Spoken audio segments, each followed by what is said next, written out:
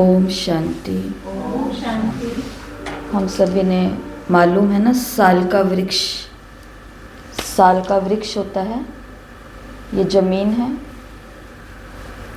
ये पेड़ है। ये वृक्ष जितना ऊपर होता है उतना ही ये वृक्ष गहरा होता है। जैसे बरगद का पेड़ होता है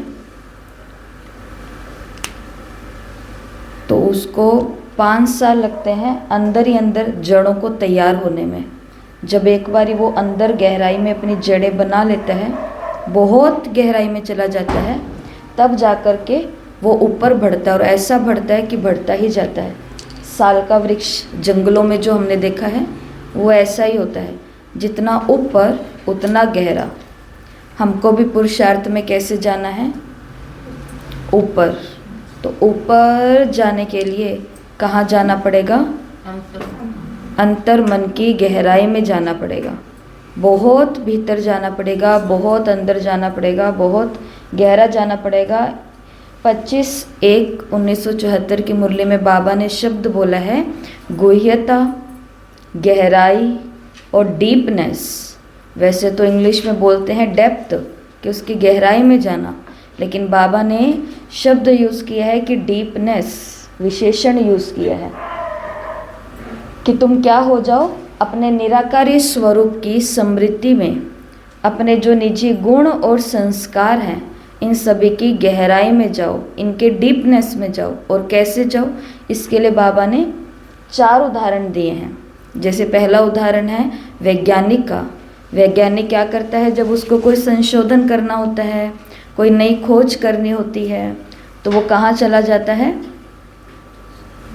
गहराई में, साइलेंस में, अंतर्मुखी हो जाता है। पत्नी अगर भोजन रख कर के गई है, कुछ देर के बाद वो अगर भोजन की थाली को, प्लेट को देखेगा, तो देख कर के वो सोचेगा कि ये भोजन किसके लिए? मेरे लिए, किसी और के लिए? मैंने खा लिया था या मुझे अभी खाना है? क्यों? क्योंकि उसके पास, उसके हृदय के अंदर एक बहुत बड़ा लक्ष्य है, उसके दिमाग में भी, हेड में भी और हार्ट में भी। दादी जान के बोलते थे ना कि शिव बाबा को कहाँ रखना है? हार्ट में और हेड में। दिमाग में भी किसको रखो? बाबा को। और दिल में भी किसको रखो? बाबा को। तो ये 2 ही आयाम हैं। तो इसी प्रकार जो वैज्ञानिक होता है, उसके हार्ट में और हेड में एक लक्ष्य होता है कि मुझे कोई एक ऐसी दवाई बनानी है जिससे कोई बहुत बड़ी बीमारी से लोग पीड़ित हैं, और ऐसी गोली बन जाए, ऐसी दवाई बन जाए, ऐसा इंजेक्शन बन जाए कि उसकी ये बीमारी ख़त्म हो जाए। वैज्ञानिक के पास लक्ष्य होता है कि मुझे कोई एक ऐसी साइंस की चीज़ बनानी है जो व्यक्तियों को घंटों का काम मिनटों में हो जाए, मिनटों का काम सेकंड में हो जाए, यहाँ बैठे बैठे वहाँ तक हो जाए। संबंध संपर्क के अंदर उन्हें ज़्यादा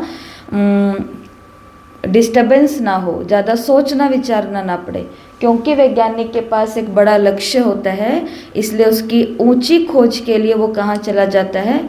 गहराई में चला जाता है। बाबा ने याद किया वैज्ञानिक को कि जैसे वो वैज्ञानिक है, वो साइंटिस्ट हैं, तो वो गहराई में जाते हैं, डीपनेस में जाते हैं।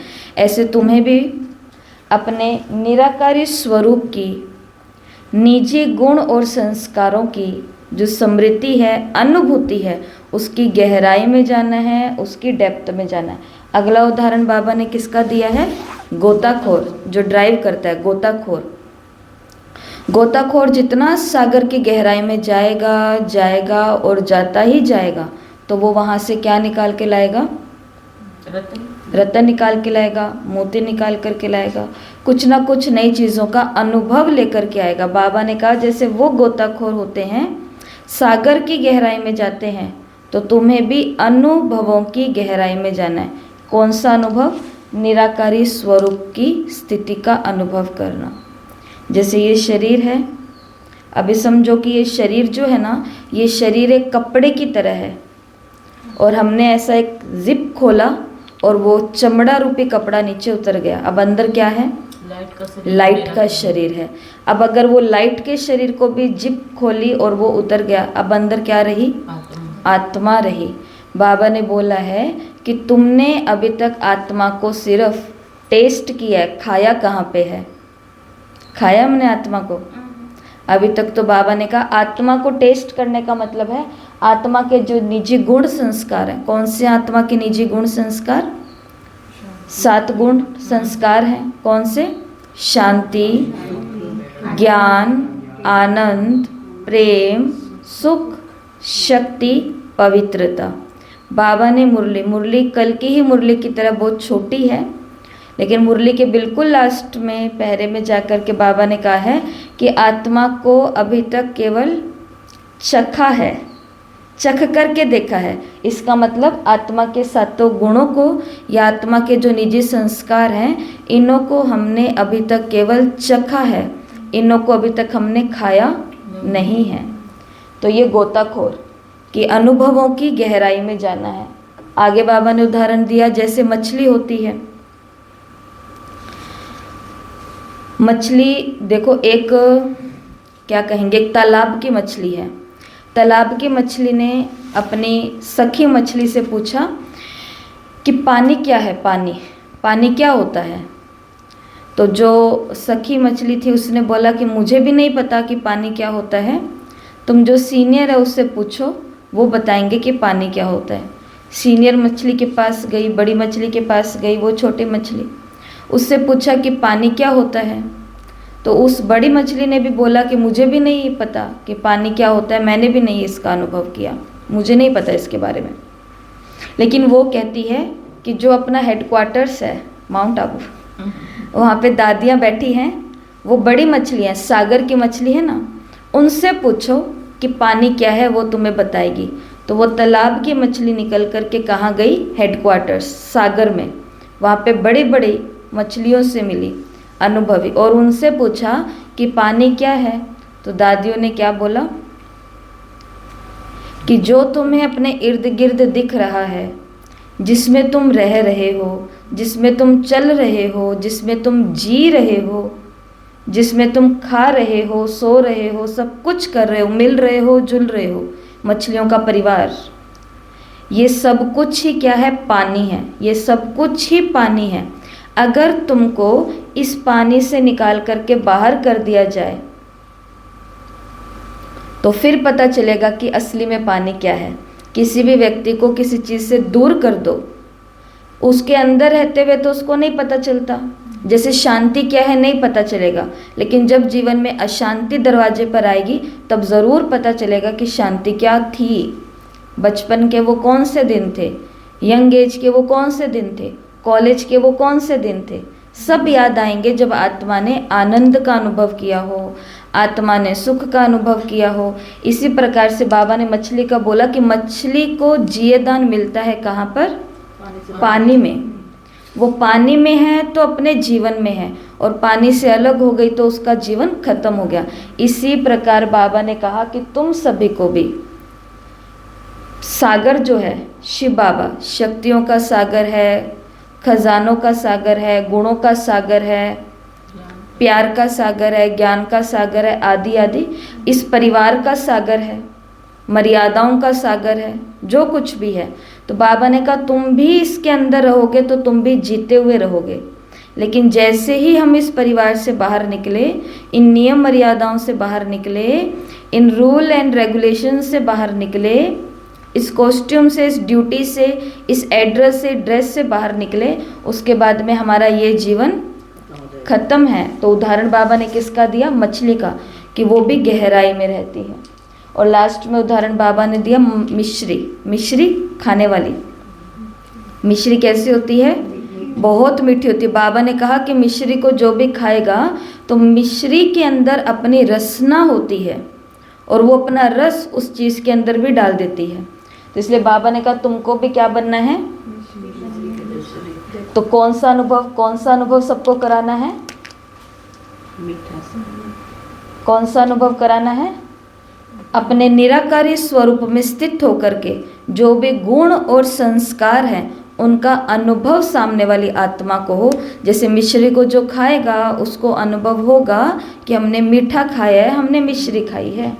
इसी प्रकार तुम्हारे संपर्क में कोई आएगा तो उसको भी निराकारी स्वरूप का अनुभव होना चाहिए। यह आत्मा जो मेरे सामने खड़ी है ये ज्ञानी है, ये आत्मा जो मेरे सामने खड़ी है ये स्नेही है, सहयोगी है, आदि आदि। तो बाबा ने ये 4 उदाहरण दिए हैं मुरली के अंदर। तो हमको क्या बनना है? वैज्ञानिक। वो है सिर्फ वैज्ञानिक, और हमको क्या बनना है? रूहानी वैज्ञानिक, आध्यात्मिक वैज्ञानिक, स्पिरिचुअल वैज्ञानिक। और वैज्ञानिक बनकर के कहाँ जाना है? भीतर में, अंदर में जाकर के नई नई खोज करनी। जैसे कि वैज्ञानिकों के बारे में बताते हैं कि एक वैज्ञानिक जिन्होंने किसी बीमारी की दवाई निकाली, पहले वो वैज्ञानिक हुए थे इतिहास के अंदर जिन्होंने उस बीमारी का तोड़ एक गोली बनाया। लेकिन वास्तव में वो अपना अनुभव बताते हैं कि जब मैं संशोधन करने या खोज करने में था, उस समय मैं इस दवाई का इन्वेंशन नहीं कर रहा था, मैं किसी और दवाई का कर रहा था। पर किसी और की खोज करते करते मुझे इसकी खोज हो गई। खोज किसी और की कर रहे थे, पर मिल क्या गया? कुछ और मिल गया। जैसे हमारे साथ भी होता है ना, जीवन में अनुभव किया कभी कि अमृत वेले अनुभव तो कुछ और करने के लिए बैठे हैं, लेकिन जो कभी नहीं हमारे दिमाग में बात आई, उस दिन वो हमारे दिमाग में बात आ गई। कर रहे हैं रसोई के अंदर कोई काम, सब्जी बनाने थी और मगर बाद में फ्रिज में गए तो खोज हो गई नहीं सब्जी की, ऐसा। जैसे एक सोचते कुछ हो रहा है। हाँ, इतिहास में जब जड़ी बूटियों, आज भी होता है, परंतु जब तो केवल वैद्य ही सहारा थे, जड़ी बूटी ही सहारा थे। तो उस समय वहाँ के जो राजा थे, तो उन्होंने वहाँ के जो मुख्य वैद्य थे, तो उनको एक काम दिया था कि ये करके तुमको इस बीमारी की कोई औषधि बनानी है। वो महीनों महीनों लग गए हैं, सालों सालों लग गए, परंतु उनको समझ नहीं आ रहा था कि कौन सी औषधि होगी जो इस बीमारी का सॉल्यूशन करेगी, क्योंकि राजा ने भी आदेश दिए, पूरी सभा में बोला। तो उनकी कहानी में यही बताते हैं कि एक दिन वो स्नान ले रहे हैं, स्नान कर रहे हैं वो एक दिन, और स्नान करते करते, नहाते नहाते एकदम से उनके दिमाग के अंदर वो औषधि आ गई कि अगर वो वाली औषधि अगर इस औषधि के साथ, इस औषधि के साथ और इस औषधि के साथ मिलाई जाएगी तो एक ऐसी दवाई बन जाएगी जो इस कड़ी बीमारी का उपचार करेगी। उनको जैसे वो ख्याल आता है, और देखो ये अनुभव जो होते हैं ना, जो टचिंग्स होती है, जो खोजें होती है, ये बहुत सूक्ष्म होती है। ये अगर हल्की सी दिमाग से एक सेकंड भी नहीं, नैनो सेकंड बोलते हैं, सेकंड का भी समझो 100वां हिस्सा, नैनो सेकंड भी अगर थोड़ी सी देरी करी, ये अनुभव, ये याद हमारी खो जाती है, भूल जाता है हमको कि कोई मेरे को नया आइडिया आया था।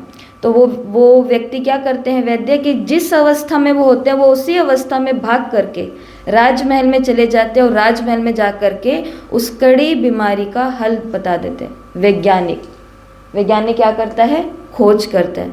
तो बाबा ने कहा तुमको भी क्या करनी है? खोज। किसकी? नए नए अनुभव। किसके नए नए अनुभव? गुण और संस्कार। हाँ, अपने निराकारी स्वरूप के। निराकारी स्वरूप में कौन स्थित रह सकता है? निराकारी स्वरूप में कौन स्थित रह सकता है? जो अपने 7 गुण और संस्कारों की समृद्धि में रहता है, इनकी गहराई में रहता है। अगर ये याद नहीं है तो निराकारी स्वरूप में रहेंगे? कैसे रहेंगे? तो निराकारी स्वरूप के साथ तो ये चीज़ें जुड़ी हुई है। किसी व्यक्ति को कोई बोले कि किसी व्यक्ति ने किसी संत के पास जाकर के बोला कि मुझे भगवान से प्यार करना, मुझे सिखाओ मैं कैसे उससे प्यार करूं। तो वो महात्मा जी बोलते पहले तुम ये बताओ कि तुम्हें मनुष्यों से प्यार है? वो कहते नहीं, मनुष्यों से तो मुझे घृणा आती है, बहुत बुरे होते हैं, बहुत ऐसे होते हैं, बहुत वैसे होते हैं, बहुत उनके अंदर कमियां हैं, मुझे मनुष्य बिल्कुल पसंद नहीं है, मुझे लोग बिल्कुल पसंद नहीं है। तो वो महात्मा जी क्या बोलते हैं कि जिसको मनुष्य से प्यार नहीं है उसको भगवान से प्यार कैसे हो सकता है? जिसके दिल के अंदर औरों के लिए करुणा नहीं है, दया नहीं है। पिछली भट्टी में हमने देखा था ना, एम्पैथी, समानुभूति। एक होती है सिंपैथी, सहानुभूति। सहानुभूति का मतलब क्या है? किसी के पास कोई छाता नहीं है, आपके पास छाता है, आप जा रहे हो, जाते जाते आपने उनको थोड़ा सा अपने छाते के अंदर ले लिया, किसी को अपनी कोई चीज़ दे दी जो उनको चाहिए, तो इसको बोलते हैं सहानुभूति। कि उसकी भावनाओं को थोड़ा समझना कि इनको अभी सहयोग की आवश्यकता है और दे देना, ये होती है सहानुभूति। समानुभूति क्या होती है? समानुभूति क्या होती है? सहानुभूति तो ये होती है कि उसको एक समय का खाना दे दिया। उसको चुप करा दिया। समानुभूति वो होती है कि उसको इतना शक्ति दे दी, उसको इस लायक बना दिया कि वो अपने आप कर सके। अपने आप कर सके। और समानुभूति क्या होती है? क्योंकि आगे बढ़ाना। कर सके, महसूस कर सके कि वो क्यों महसूस। हाँ, उसको आगे समानुभूति का मतलब है, जो पिछली भट्टी के अंदर हमने बहुत अच्छे से क्लियर किया था, कि किसी के घर के अंदर किसी के घर के अंदर समझो किसी के बेटे के ऊपर क्या बीत रही है, वो अपने बेटे के ऊपर लेकर के देखना कि अगर मेरे घर के अंदर ये बात होती तो मुझ पर क्या बीतती, वही उस पर बीत रही है। तो क्या हम गॉसिप्स के अंदर जाएंगे? गॉसिप, कल का दिन कैसा गया? बहुत बढ़िया। अटेंशन गया, कुछ की नहीं गया। गहराई में ये याद रखना, साल का वृक्ष ऊपर है उतना ही नीचे है, ये इतना गहरा क्यों है? गहराई में वही आत्मा जा सकती है जो बाहर की बहुत सारी बातों से, पर चिंतनों से, गप शप से खुद को बचा के रखती है। कहा था ना, चौथी मछली जो जाल के इर्द गिर्द भी नहीं जाती है, जिसको पता है कि इसके इर्द गिर्द जाने से व्यर्थ ही होने वाला है, फंसने ही वाली हूँ, कुछ ना कुछ समय का, एनर्जी का नुकसान ही होने वाला है। तो समानुभूति का मतलब है उस आत्मा को जैसा कष्ट महसूस हो रहा है, अगर वो ही कष्ट मेरे पास आ जाए तो मुझे कैसा महसूस होगा। तो ये निंदा, ये चुगली, ये घृणा, ये गपशप, ये घर तुड़ाना, सेंटर्स की बातें, बहनों की बातें, जिज्ञासुओं की बातें, आदि आदि बातें हम कर पाएंगे? ये जितनी भी प्रकार के दुनिया के अंदर गड़बड़ी या बातें हो रही है, इसका कारण क्या है? क्योंकि व्यक्ति के हृदय में दूसरी आत्मा के प्रति सहानुभूति तो है। हाँ, भगवान सब अच्छा करेगा, बाबा को याद करो सब अच्छा हो जाएगा, ये लो मुरली पढ़ा करो, ये लो क्लास सुना करो, ये लो ये हमारे साथ ये किया करो, वो किया करो, मैं आपको योग कराती हूँ। ये सहानुभूति तो देने के लिए हम तैयार हैं, परंतु जैसे ही कोई मुख खुलेगा तो समानुभूति रख करके हम उस आत्मा का कष्ट समझ करके उस बात को वहीं का वहीं दबा दें, ये थोड़ी सी मुश्किलात हो सकती है। इसके लिए गहराई में जाना है तो कैसे जाएंगे? समभाव से, समानुभूति से। फिर गोताखोर, फिर मछली को क्या, कहाँ पर जीवन है उसका? इसके लिए शिव सागर के अंदर रहेंगे तो ही जीवन है। कविता थी, मछली जल की रानी है, जीवन उसका पानी है। तो मछली जल की रानी है और जीवन उसका पानी है। हमारा भी जीवन क्या है? यही पानी है। तो पानी क्या है? किसी दिन अगर ये पानी से हम अलग हो गए तब हमको पता चलेगा कि ये पानी क्या है, लेकिन वास्तव में जो सब कुछ हमें दिख रहा है ये वो पानी ही पानी है। और मिश्री के समान बाबा ने कहा, अनुभवों की रचना तुम्हारे द्वारा औरों को होनी चाहिए। मुरली के अंदर बाबा ने निराकारी स्मृति स्वरूप बनने की 5 बातें कही है। पहला तो बाबा ने कहा, ये निराकारी स्वरूप जो है ये तुम्हारा सदा का स्वरूप है। सदा याद रहता है या कभी कभी याद रहता है? जैसे बाबा ने उदाहरण दिया कि जैसे साकारी स्वरूप होता है वो कभी भूलता है? वो कभी नहीं भूलता है। तो बाबा ने कहा निराकारी स्वरूप भी सदा याद रहे, निराकारी स्वरूप भी सहज याद रहे। इस स्वरूप को याद करने के अंदर कोई भी मुश्किल का अनुभव ना हो। निराकारी स्वरूप से क्या हो? निराकारी स्वरूप से क्या हो? अपनापन। अपनापन का मतलब क्या होता है? जैसे पेन है, ये पेन आप ले लो, थोड़ी देर के बाद मैं क्या कहूँगी, मेरा पेन तो दे दो, आपने दिया नहीं वापस। तो इस पेन से मेरा क्या है? अपनापन है, मेरापन है, कि ये पेन किसका है? मेरा है। बाबा ने कहा जितना तुमको इन चीज़ों से अपनापन है उतना ही या उससे ज़्यादा तुमको क्या होना चाहिए? अपने निराकार स्वरूप से भी अपनापन होना चाहिए। ये गुण किसके हैं? ये मेरे हैं। शांति जब मेरी है तो अशांति मेरे पास कैसे आई? सुख जब मेरा है तो दुख मेरे पास कैसे आया? प्रेम जब मेरा है तो नफरत, घृणा, बैर कहाँ से आया? पवित्रता जब मेरी है तो अपवित्रता, अशुद्धता कहाँ से आई? तो क्या होना चाहिए? अपनापन। किससे? अपने निराकारी स्वरूप से।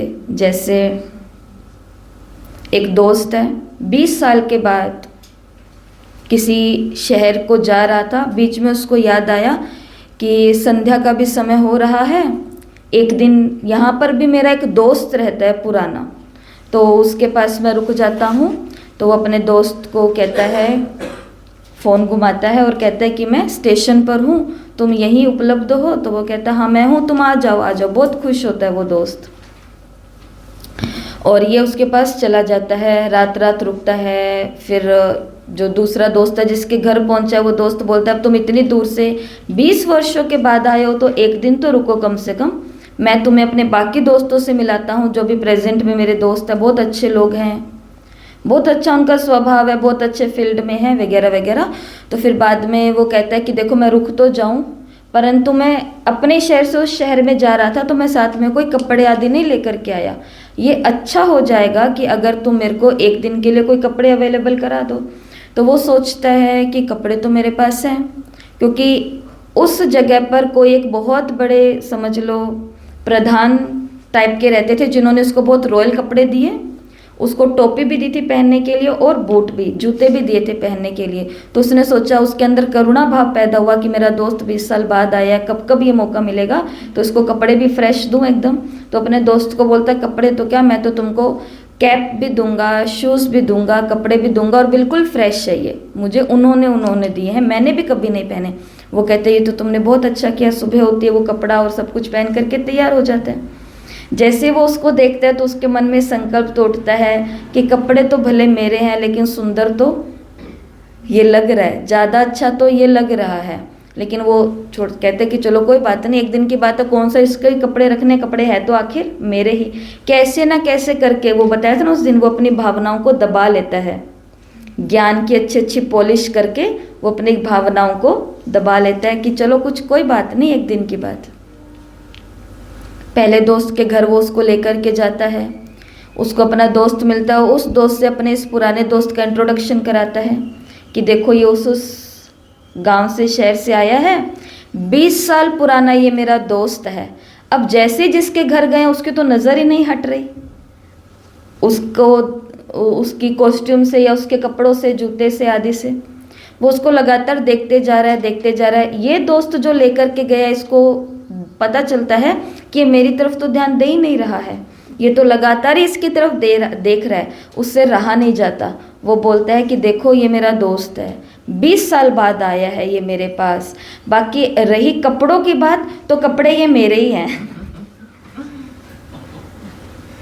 ठीक है, वहाँ पे बैठते हैं, बातें बातें करते हैं, बाहर निकलते हैं तो जिस दोस्त ने अच्छे कपड़े पहने माना, तो वो इस दोस्त को बोलता है कि देखो अगर तुमको ऐसी फीलिंग आ रही है कि मैंने तुम्हारे कपड़े पहने हैं तो मुझे नहीं चाहिए कपड़े, मैं फिर से अपने वाले कपड़े पहन लेता हूँ। अगर ऐसी बात थी तो तुम मुझे देते ही ना, तुम मुझे खुद के कोई पुराने कपड़े दे देते, तुमने मुझे ये दिए क्यों? वो कहता है कि नहीं नहीं मेरे मित्र, ऐसी कोई बात नहीं है, पता नहीं मेरे मुँह से कैसे निकल गया। देखो वैसे तो मुँह से वही बातें निकलती है जो अंदर, बिना अंदर चले मुंह से वो बात निकल नहीं सकती है, लेकिन फिर भी वो बोलते हैं कि मेरे मुंह से निकल गई, कोई नहीं प्लीज़ मुझे माफ़ करो, अब चलो अपने दूसरे दोस्त के घर चलते हैं, तुम इस बात को दिल पर नहीं लो। वो कहते हैं कि ठीक है।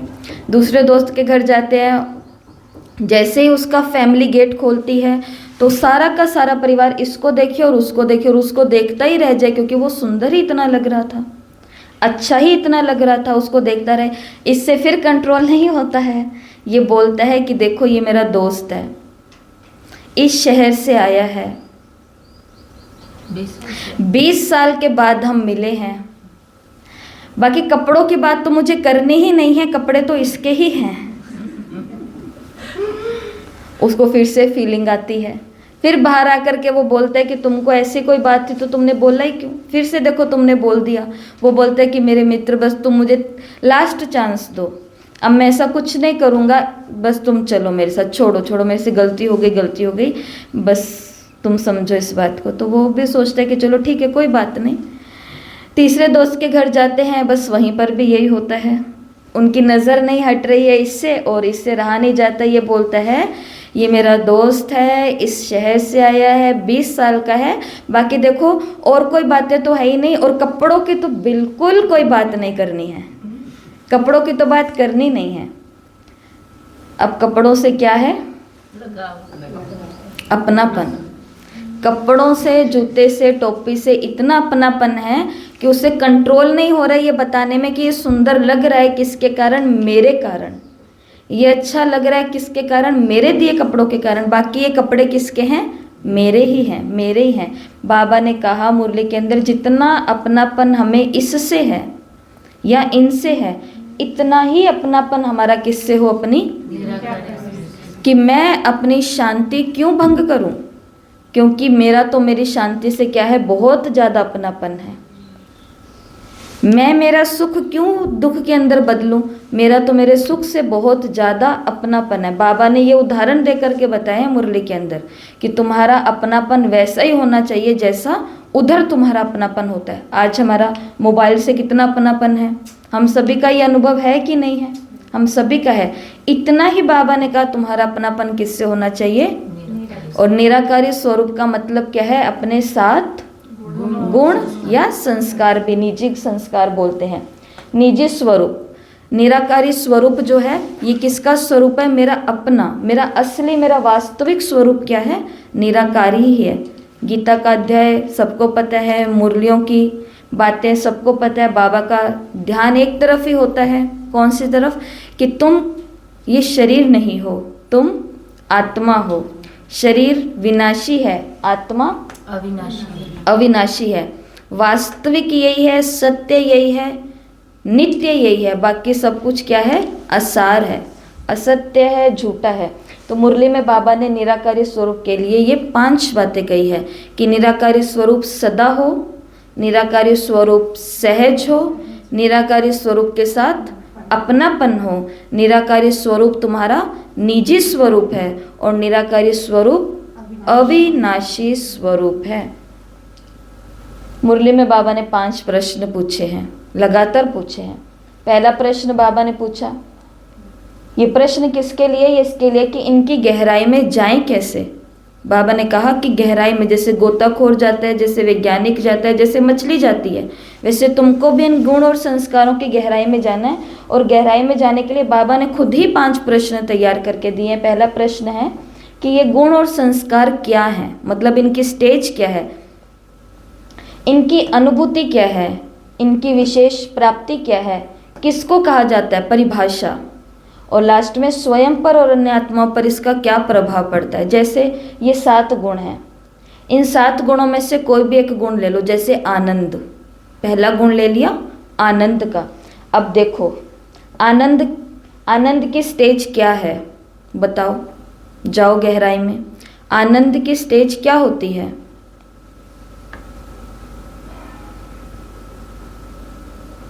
ये तो शांति की स्टेज है जो भी बनी हुई है। अतीन्द्रिय सुख मिलता है अंदर से, अतीन्द्रिय सुख। और थोड़ा आराम से बताओ, आनंद की स्टेज किसको कहेंगे, क्या होती है आनंद की स्टेज, समाये हुए, जैसे पापा में खोए हुए, अच्छी अनुभूति होती है, मन में शांति होती है, खुशी होती है, तृप्त हो जाते हैं, कोई भी बातें याद नहीं रहती, और कुछ चाहिए ऐसा कोई फीलिंग नहीं आती है, आनंद। वैसे तो देखो हर 7 गुणों में से जो प्रत्येक 6 गुण हैं उन सभी का विलोम शब्द है। जैसे सुख का दुख है, शांति का शांति है, प्रेम का घृणा या नफरत है ना, शक्ति का कमजोरी है या डर भाव है। लेकिन जो आनंद है इसका कोई विलोम शब्द नहीं है, इसका विलोम शब्द संसार में कहीं नहीं है। इसी के लिए जो हमारे बड़े संत महात्मा गुरु हैं उन्होंने इसका विलोम शब्द फिर भी निकाला है। कौन सा विलोम शब्द, आज संसार के अंदर थोड़ा भी कोई इंजॉय करता है, खाना खाया आनंद आ गया, कहीं घूमने के लिए गए आनंद आ गया, किसी अपने 2 सखी सहेली से बात हो गई, आज तो उनके साथ बैठ करके आनंद ही आ गया, आज तो ये देख करके, मूवी देख करके आनंद आ गया। आनंद जैसे शब्द को भी कहाँ लेकर के आ गए, नीचे की चीज़ों में। इसलिए उन्होंने बोला कि ये शुद्र आनंद है। आनंद में भी कौन सा विलोम शब्द निकाला है कि ये कौन सा आनंद है, शुद्र आनंद है, जो हमको साकार की अनुभूति कराता है। वो सभी शुद्ध, जैसे होली खेलते हैं उस दिन कितना आनंद आता है। दुनिया में जब हम खेलते थे पहले होली, या आज भी सब लोग खेलते हैं, वो 12-1 बजे तक का जो माहौल होता है वो कैसा होता है, एकदम खाओ पियो नाचो कूदो, बेढाल हो जाओ, बेहोशी के अंदर आ जाओ, कुछ भी करो, आनंद आनंद आनंद। लेकिन वो आनंद कैसा है? वो शुद्ध आनंद है। लेकिन निराकारी स्टेज के अंदर आनंद की स्टेज कौन सी है? तो वो ये है कि आत्मा उस परम आनंद को अनुभव कर रही है ना? यही है ना कि आत्मा अब उसके अलावा, जैसे आपने बोला कि अब उसके अलावा मेरे को कोई भी चीज़ सुख नहीं अनुभव करा सकती है। जैसे मछली को पानी के अलावा कोको कोला के अंदर डाल दो तो उसको अच्छा लगेगा? तो वही वाली बात है। तो ये है आनंद की स्टेज क्या है, आनंद की अनुभूति क्या है। उस समय जब हम आनंद की स्टेज में हैं तो हमको कैसा अनुभव होता है? अच्छा, परम आनंद। और आनंद की अनुभूति ऐसी होती है कि अब मन करता है कि ये समय यहीं पर ही रुक जाए। जैसे प्रकृति में बैठते हैं, जैसे मन नाचता हो, जैसे गोप गोपियों के लिए गायन है। विशेष प्राप्ति क्या है? अच्छा जी, हम अपने आनंद की स्टेज में रहेंगे, अब इससे हमको प्राप्ति क्या होगी? सोचो, थोड़ा गहराई में जाओ और सोचो। जब आनंद की अवस्था में रहूंगी या रहती हूँ उस समय विशेष प्राप्ति क्या होती है?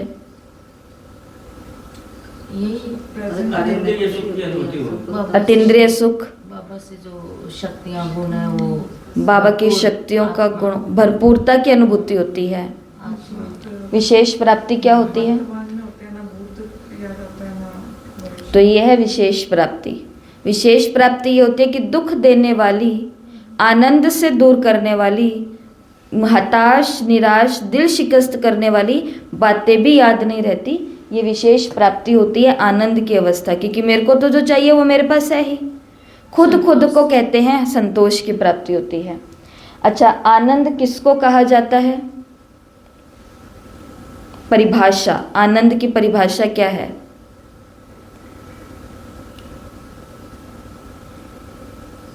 आंतरिक खुशी। आंतरिक खुशी।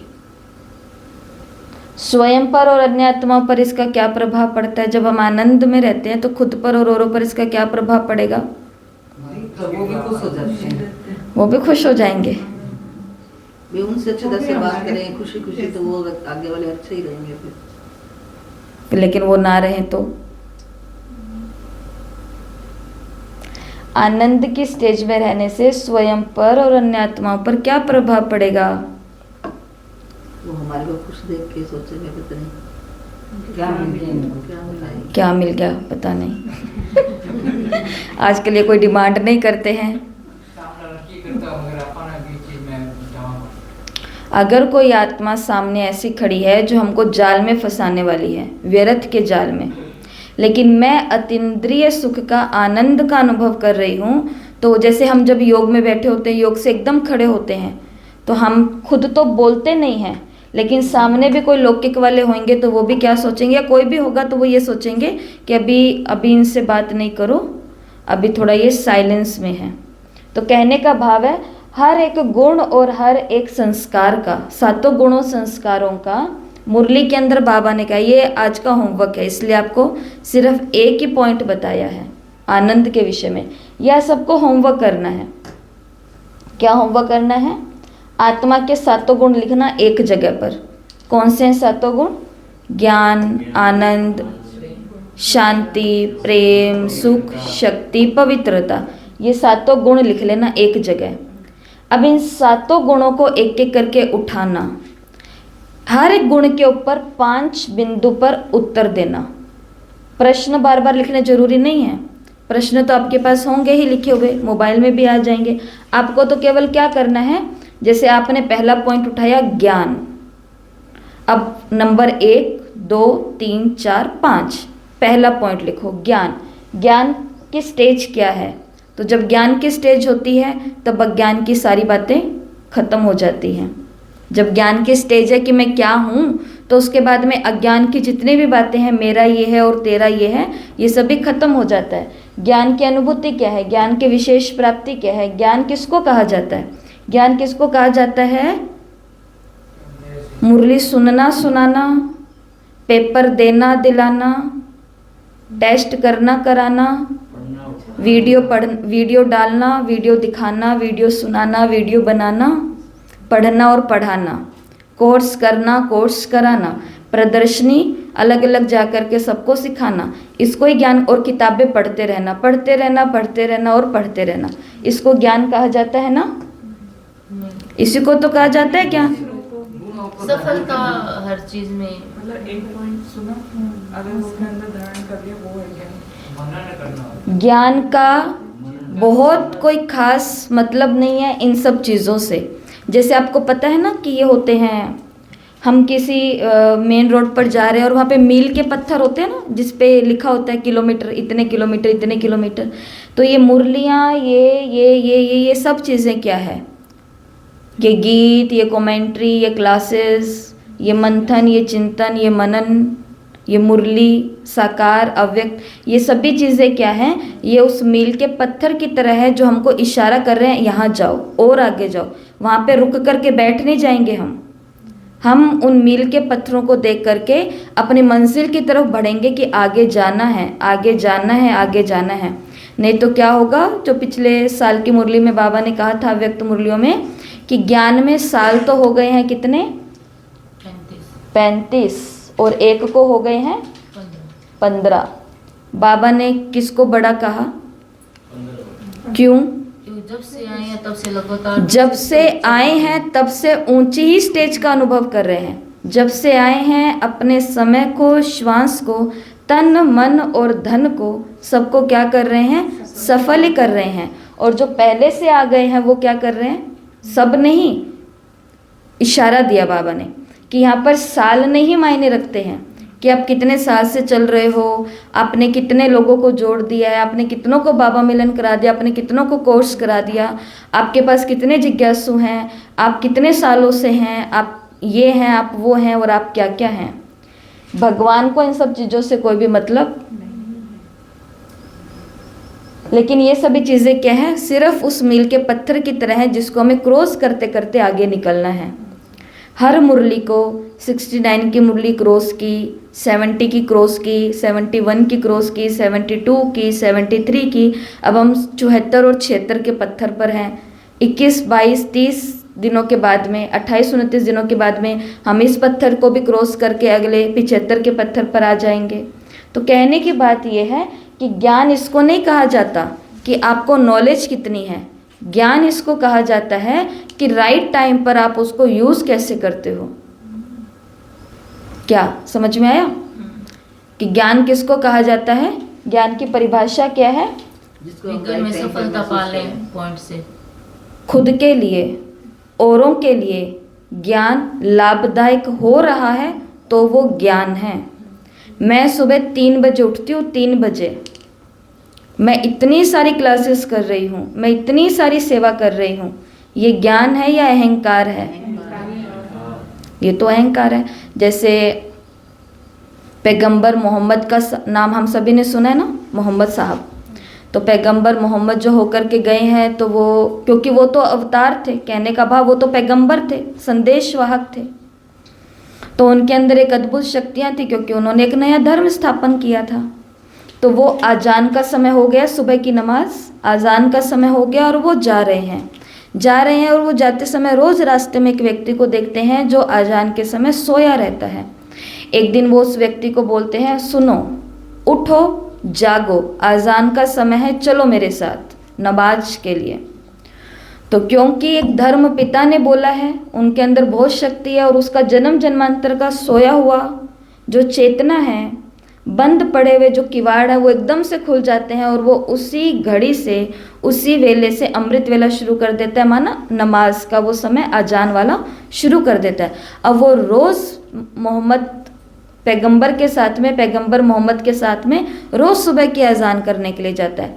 1 दिन, 2 दिन, 10 दिन, 15 दिन, 1 महीना, 4 महीना, 10 महीना, ये सिलसिला चलता है और कंटिन्यू चलता है, एक दिन भी ब्रेक नहीं लगता है, क्योंकि कहने वाला बहुत शक्तिशाली है। अब वो व्यक्ति को समझो 9-10 महीने हो गए हैं रोज सुबह की नमाज के लिए जाते हुए। एक दिन वो भी जब जा रहा होता है नमाज के लिए, वो भी रास्ते में किसी को सोया हुआ देखता है। वो जिसको सोया हुआ देखता है वो उसको देख करके बोलता है कि तुम्हारा सर कहीं पे पीटो जा करके। ये समय है बर्बाद करने का। तुम अपने टाइम का क्या कर रहे हो? आजान का समय है, तुम क्यों नहीं जागते हो? तुम महामूर्ख हो, तुम अज्ञानी हो, तुम ये हो, तुम वो हो, तुम पता नहीं क्या क्या हो। मोहम्मद साहब तो पास ही खड़े होते हैं। मोहम्मद साहब कहते हैं, सुनो ज़रा, तुम भी यही थे। तो जब हम ज़्यादा ज्ञानी बन जाते हैं ना, तब हम भी कैसे हो जाते हैं? हम भी ऐसे हो जाते हैं। मुझे क्लास सुनाने के लिए कह दो, मैं तैयार हूँ। मुझे होमवर्क करने के लिए कह दो, मैं तैयार हूँ। मुझे भाषण करने के लिए कह दो, मैं तैयार हूँ। मुझे कोर्स कराने के लिए कह दो, मैं तैयार हूँ। मुझे प्रदर्शनी समझाने के लिए ले जाओ, मैं तैयार हूँ। लेकिन जैसे ही कर्मणा के लिए कहो कि आओ सेवा में, करो सेवा, तो उस समय मैं तैयार नहीं हूँ। इसको ज्ञानी कहा जाएगा? उस ज्ञान का कोई मतलब नहीं है जो ज्ञान सेवा में नहीं लग रहा है। पोथी पढ़ पढ़ जग मुआ, पंडित भया न कोई। 2.5 अक्षर प्रेम के, पढ़े सो पंडित होए। मुरलियाँ पढ़ते जाएंगे, पढ़ते जाएंगे, पढ़ते जाएंगे, होमवर्क करते जाएंगे और करते जाएंगे। ये करना ये ज़रूरी है समय को सफल करने के लिए। लेकिन अगर यही कर रहे हैं और सेवा में, लोक कल्याण में, भगवान के घर को अच्छा रखने में हमारा इंटरेस्ट कितना है? 0, तो वो उसको ज्ञानी आत्मा कहा जाएगा? ज्ञानी आत्मा कहा जाएगा? नहीं कहा जाएगा। जो ज्ञान मेरे अंदर है वो ज्ञान औरों तक कैसे पहुंचे? जो गुण मेरे अंदर है वो गुण औरों तक कैसे पहुंचे? और इसके बीच में सिर्फ एक ही माध्यम है जिसके आधार से ये सब चीज़ें पहुंचती है, और वो माध्यम कौन सा है? सेवा। सेवा ही तो करेंगे तभी तो लोगों तक पहुंचेगी। दादियाँ तो 14 साल तक तपस्या कर चुकी थी। हैदराबाद 2 साल, और बाकी 12 साल कराची के अंदर। फिर अपना हेडक्वार्टर्स बना इंडिया का राजस्थान, माउंट आबू। दादियाँ यहाँ पर आ गई, 1-2 साल रुके, सब कुछ हुआ। शिव बाबा ने, ऑलमाइटी बाबा ने ब्रह्मा के तन द्वारा आदेश दे दिया, जो किसी ने भी सपने में नहीं सोचा था। दादियों ने तो कदापि नहीं सोचा था क्या कि मछली को सागर से अलग भी होना पड़ेगा। दादियों को बाबा को छोड़ना पड़ेगा। जैसे ऑलमाइटी शिव बाबा ने बोला कि अब जो तुमने तपस्या करी है, अब जो तुमने ज्ञान सुना है, अपने अंदर भरा है, अब समय आ गया उसको फैलाने का, विस्तार करने का, तो निकलो अब यहाँ से। दादियाँ कहती कि नहीं, हम तो आपको छोड़ के नहीं जाएंगे, क्योंकि बाबा का तो वायदा है कि अब तो सीधा जाएंगे तो कहाँ जाएंगे? घर साथ जाएंगे, फिर नई राजधानी में साथ में आएंगे। तो अब ये बिछुड़ने वाला कार्यक्रम बीच में कहाँ से आ गया कि मम्मा बाबा और बच्चे अलग हो जाएं? ये तो था ही नहीं ना कभी। ये सोच के तो हम कभी आए भी नहीं। वो सरेंडर भी तो ये सोच के नहीं हुए थे ना। माँ बाप ने अगर भेजा था या वो आए थे परिवार के परिवार, तो वो इसी आश्वासन से, इसी हिम्मत पर आए थे कि बाबा मम्मा बैठे हैं ना संभालने के लिए। लेकिन जो संभालने वाला है वो कह दे कि जाओ अब तुम, हम यहाँ रहेंगे, अब तुम जा कर के नया घर तैयार करो, नए बच्चे तैयार करो, नई सेवाओं के प्लान्स तैयार करो। तो अंदर से दिल सबके कैसे होते थे? टूटते थे, रोते थे। किताबों के अंदर पढ़नी चाहिए, बहुत कहानियाँ हैं। तो दादियाँ बोलती थी नहीं जाएंगे, नहीं जाएंगे। और कई सारी दादियाँ थी वो तो जिद करके बाबा के पास रह भी गई कि हम नहीं जाएंगे। जैसे गौतम बुद्ध का शिष्य आनंद का नाम सुना हुआ सभी ने, परम शिष्य। लेकिन आनंद ने जब दीक्षा ली थी तो आनंद की एक ही शर्त थी आनंद की एक ही शर्त थी कि आप कहीं भी विहार करोगे, कहीं भी जाओगे, आप किसी भी बोधि को लेकर के जाओ कि नहीं जाओ, कुछ भी हो कि नहीं हो, किसी भी भिक्षु को अपने पास रखो कि नहीं रखो, लेकिन मैं आजीवन आप ही के साथ रहूँगा। जैसे ब्राह्मणी होती है ना, दादियों की साथ साथ रहती है, तो कहते कि मैं आपके साथ रहूँगा 40 वर्ष। गौतम बुद्ध के साथ आनंद कितने साल रहे? 40 साल रहे। एक दिन, एक रात, एक पल भी उनसे दूर नहीं हुए। आनंद ने गौतम बुद्ध की इन 40 सालों में एक आदत बहुत ज़बरदस्त देखी थी। वो कौन सी थी? कि जब वो सोते थे ना, जैसे ब्रह्मा बाबा का आपने चित्र देखा हुआ है ना, ऐसा तो गौतम बुद्ध भी कैसे सोते थे? ऐसे सोते थे। तो आनंद ने एक बारी गौतम बुद्ध से प्रश्न पूछा कि आप जिस अवस्था में सोते हो उसी अवस्था में कैसे जाग जाते हो? कोई करवट नहीं, कोई अल्टी पल्टी नहीं, वरना तो क्या होता है, सोते यहाँ पर हैं और मिलते कैसे और हैं। हाथ यहाँ होंगे, पैर यहाँ होंगे, उठेंगे तब हाथ यहाँ होंगे और पैर कहाँ होंगे। पूरी रात किस में निकल रही है? करवटें बदलते बदलते बदलते। अब ध्यान से सुनना इस बात को, ये जो अनुभवों की बात हो रही है ना, इसकी अनुभूति क्या है?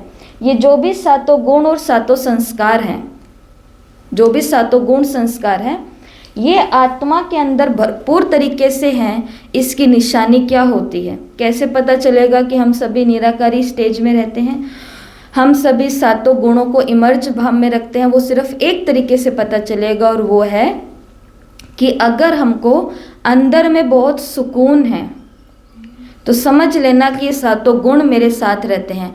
अगर अंदर में बेचैनी है, बेचैनी का मतलब समझ में आती है ना? बेचैनी का मतलब क्या होता है? घबराहट, डर, असुविधा होती है, थोड़ा सा ऐसा, समझ गए ना? तो इसको बोलते हैं बेचैनी। तो जब हमको सोने में भी बेचैनी है, खास खाने में भी बेचैनी है, किसी के साथ संपर्क में आने में भी हमको बेचैनी, घबराहट होती है, जबकि आत्मा का गुण शक्ति है, शक्ति। लेकिन किसी के संपर्क संबंध में आते हैं, उनसे बोलते, उनको सहयोग देते, उनसे सहयोग लेते, हमको अंदर में पहले ही घबराहट हो जाती है। बाद में होए तो बात तो जचती है, गुण अवगुण देखने के बाद में फिर तो अलग टॉपिक होता है, लेकिन पहले ही हम डरे हुए रहते हैं और हम क्या कहते हैं? मैं आत्मा शक्ति स्वरूप हूँ। तो आत्मा शक्ति स्वरूप है? कहाँ से है? बिल्कुल नहीं है। बाकी ज्ञान की परिभाषा और दुनिया की परिभाषा बिल्कुल अलग है।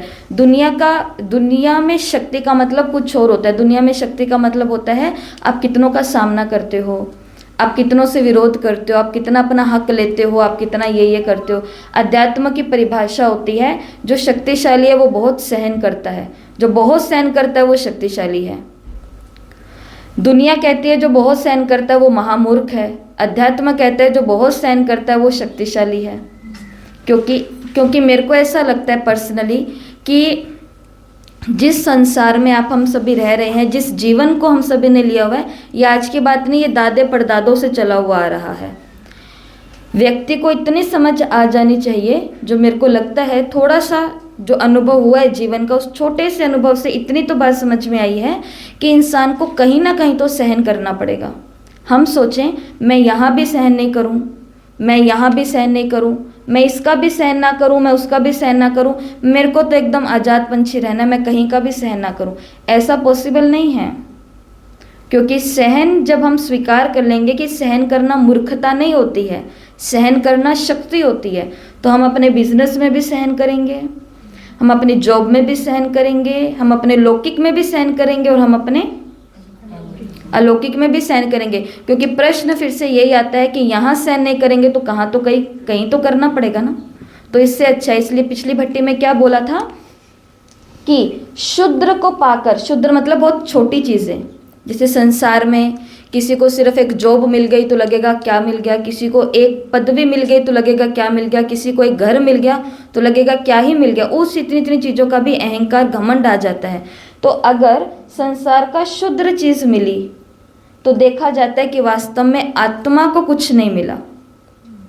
आज हमको सारे सुख मिल जाएं, हम बाबा के नज़दीक आएंगे या दूर जाएंगे वो हमें पता ही है। आज हमारा शरीर एकदम स्वस्थ हो जाए, बाबा कहाँ पर है याद नहीं रहेगा, क्योंकि शरीर स्वस्थ होगा तो इसको अलग अलग जगह घुमाने भी तो लेके जाना पड़ेगा। अभी तो मुश्किल से ठीक हुआ है। पैसा बहुत ज़्यादा आ जाए तो फिर हमको टाइम नहीं है, कामयाबी बहुत आ जाए तो फिर भी हमको टाइम नहीं है, कुछ भी नहीं है हमारे पास। तो कहते हैं शूद्र को पा लिया, लेकिन वास्तव में आपने आत्मा की कोई चीज़ को नहीं पाया। लेकिन कहते हैं कि आप ज्ञान के मार्ग पर चले और आपने विराट को नहीं पाया। आप सत्य मार्ग पर हो, लेकिन जिस ऊंचे लक्ष्य को पाना था, जैसे समझ लो भगवान को ही पाना था, ये समझ लो। यहाँ पर तो हम रास्ते पर चले और हमने सोचा कि मैं भगवान को पा लूँगी, लेकिन हमने भगवान को नहीं पाया। तो भी उस व्यक्ति को सफल ही बोला जाएगा, क्योंकि उसका रास्ता कौन सा था? सद्मार्ग का था। उसकी लक्ष्य कौन सा था? भगवान था। शूद्र को पाकर के अगर सफल भी हो गए तो वास्तव में वो असफलता ही है। मेरे को यहाँ भी सक्सेस मिल गई, मेरे को यहाँ भी मिल गई, यहाँ भी मिल गई, यहाँ भी मिल गई, तो वास्तव में वो आत्मा की क्या होती है? असफलता होती है। और हमने AMAP 4 टेस्ट हुआ, उसके अंदर फेल हो गए। अच्छे काम के अंदर अगर फेल भी हो गए तो वास्तव में क्या हो गए? पास हो गए। अच्छे काम में फेल भी हो गए, हार भी गए, नीचे भी हो गए, पीछे भी रह गए, कुछ छूट भी गया, लोगों के आगे बुरे भी बन गए, तो भी कुछ नहीं बिगड़ा, तो भी जीवन क्या हो गया? सफल हो गया। ये चीज़ें हमको समझनी है। तो दादियों ने कभी नहीं सोचा था कि सागर को मछली से अलग होना पड़ेगा, लेकिन सिर्फ एक चीज़ के लिए अलग हुए। वो चीज़ कौन सी थी? दुनिया का कल्याण करना, सेवा। और ऐसा नहीं था कि दादियाँ गई और जाते ही हाँ जी आइए आपके लिए भवन तैयार है, आइए हम आपको धन का सहयोग देने के लिए तैयार हैं, दादियों ने सेवा की है। आइए हम आपकी सफाई पानी खाना पीना करने के लिए तैयार हैं। जब दादियाँ जाती थी किसी शहर के अंदर, घरों के आगे जाती थी पर्चा लेकर के कि हम आए हैं, आओ उस मंदिर में सत्संग करने सुनने के लिए, लोग मुंह के ऊपर गेट बंद कर लेते थे। जादू करने वाले आ गए हैं, ये आ गए हैं, घर को खराब करने वाले आ गए हैं, ये हो गया वो हो गया। लेकिन दादियाँ एक एक, वही उनका कमरा होता था, वही उनकी क्लास होती थी, वही उनकी रसोई होती थी।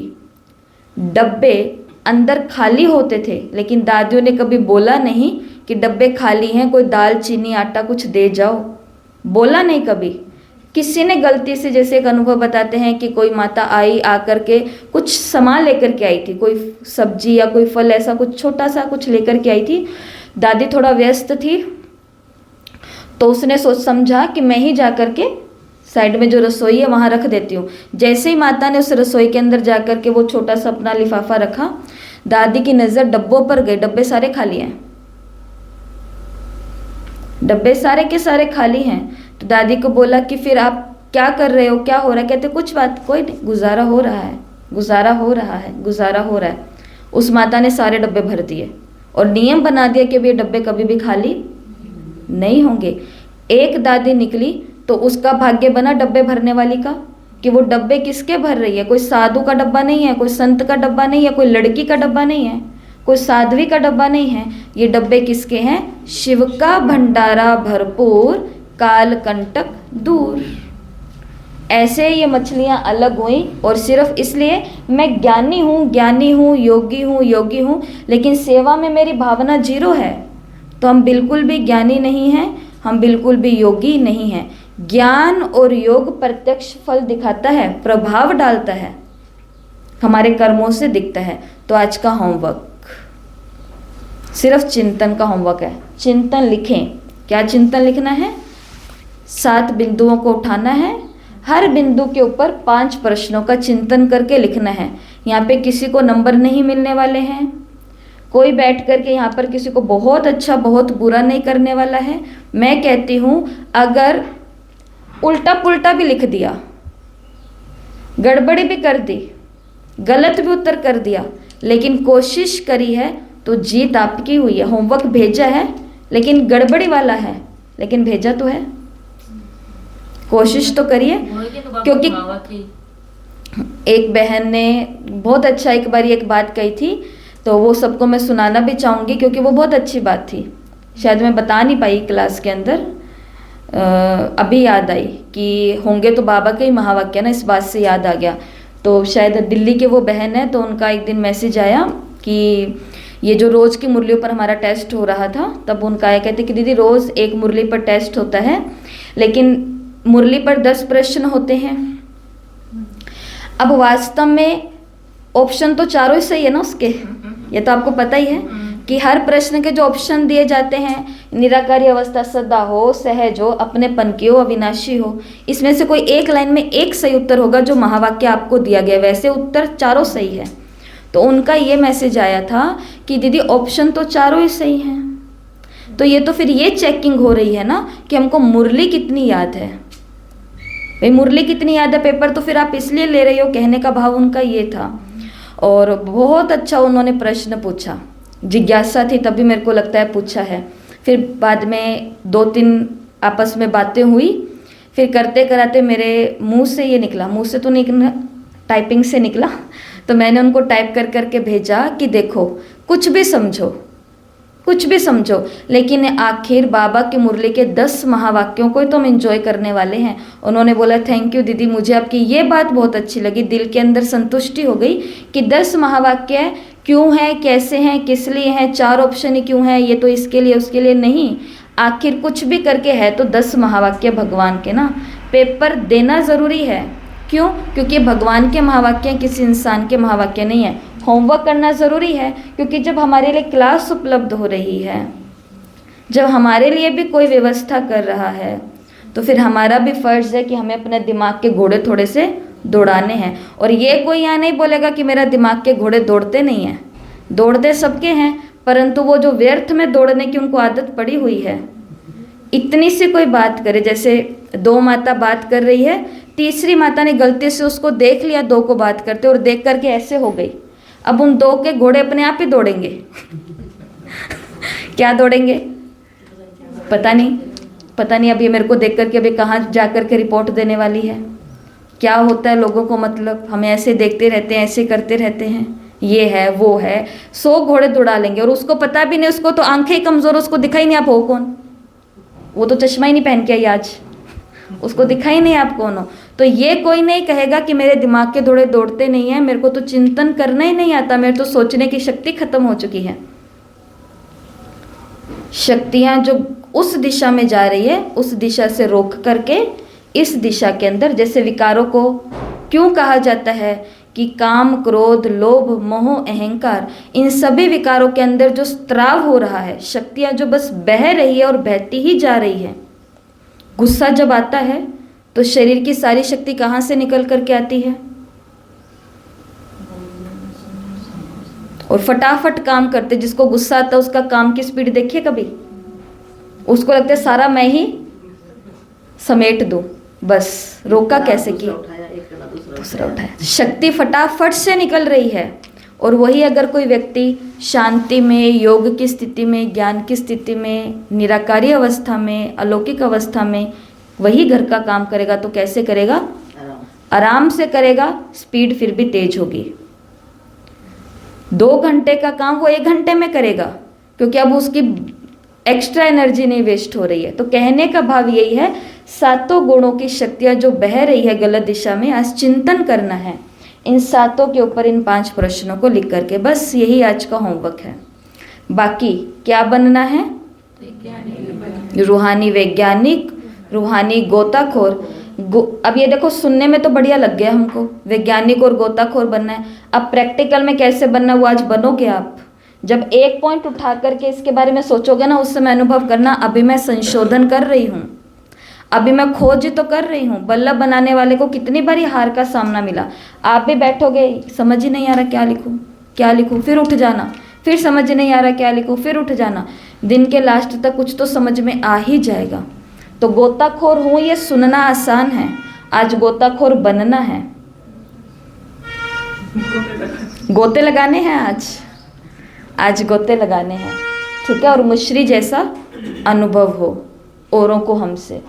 ये है आज की 25/1/1974 की मुरली। ये 4 एग्जाम्पल्स इन मुरली। मुरली के अंदर दिए गए ये 4 उदाहरण हैं। बाकी जो हर भट्टी की शुरुआत में हम एक महत्वपूर्ण जानकारी सबको देते हैं, क्योंकि हर भट्टी में कुछ ना कुछ लोग नए तो जुड़ ही जाते हैं भाई बहनें। तो इस भट्टी के अंदर भी वो जानकारी कल देनी रह गई थी, आज उसको भी दे देते हैं कि ये जो भट्टियाँ हम कर रहे हैं, ये भट्टियाँ कौन सी भट्टियाँ हैं? जो मधुबन के अंदर डॉक्टर सचिन भाई जी करा रहे हैं, उनकी भट्टियाँ हमसे 10 साल आगे है। हम अगर 10 महीना 10 साल हम अगर, हाँ, वो भट्टियों का टाइम पीरियड 10 महीने आगे है, परंतु मुरली जो चल रही है वो 10 साल आगे की। अगर हम 74 पर हैं तो वो 84 पर, 85 पर है। ऐसा है, हम उनसे 10 साल पीछे हैं, क्योंकि हम बहुत पीछे थे। इसके लिए हमने शुरुआत करी संगठन के साथ में कि हम इंडिविजुअल वो चीज़ें ना कर पाएँ, लेकिन अगर हम मिल करके करेंगे तो भट्टी का रूप देते हुए हम एक एक करते मील के पत्थरों को पार कर ही लेंगे। तो इसी प्रकार से हमने पीछे 4 भट्टियाँ की है, जिसका जितना भी टेक्निक्स थी, जितनी भी विधियाँ थी, ऑलमोस्ट जितना भी मनन चिंतन था, वो सारा भाई जी का ही था। खास करके जो टेक्निक्स होती है, जो आपको टेक्निक्स बताई ना, अलग अलग लोकेशन, हैंगर्स, ये मेथड, वो मेथड, ये टेक्निक, वो टेक्निक, ये सब का सब उन्हों का चिंतन था। हमने तो केवल उन्हों के चिंतन को समझा है, जाना है, अप्लाई किया है, याद किया है, और याद करके, और कहते हैं क्लास को सुनो तो आपको अच्छा लगेगा, लेकिन क्लास को सुना दो तो आपको कभी नहीं भूलेगी। तो ये तो मैं मेरा पुरुषार्थ कर रही हूँ, क्योंकि क्लास को सुन करके और डिटेल के अंदर वैसा का वैसा परोस कर रख देना, तो ये भी खुद के स्वार्थ के लिए हम करते हैं कि मुझे ज़्यादा याद रहना चाहिए। जबकि मैंने ये भट्टियाँ की